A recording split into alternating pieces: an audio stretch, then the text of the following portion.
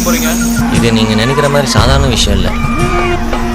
உள்ள போனா என்ன பிரச்சனை வரும்னு மட்டும் சொல்லு.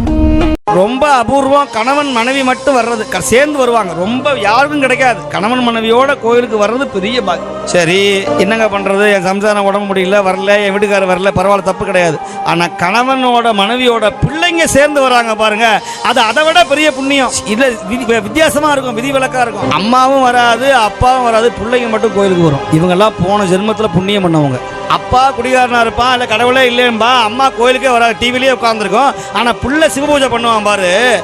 அப்போ சுவாமி சொல்றாரு இல்லையா, எங்கேனும் யாதாகி பிறந்தினும் தன் அடியாருக்கு இங்கே என்று அருள் புரியும் எம்பெருமான்கிறார். நீ எந்த உலகத்தில் எந்த ஊரில் பிறந்திருந்தாலும் சிவபெருமானுக்கு உன்னை பிடிச்சு போச்சுன்னா அவரை கொண்டு வந்து சேரில் உட்கார வச்சுருவார். இன்னைக்கு யார் வரணும், யார் பேசணும், யார் கேட்கணும், யார் கடைசியாக உட்காந்துருக்கணும், யார் பாதியிலே எந்திரிச்சு போகணும் அப்படிங்கிறதெல்லாம் உள்ள இருக்கிற சித்தரும் எல்லாம் சிவபெருமான்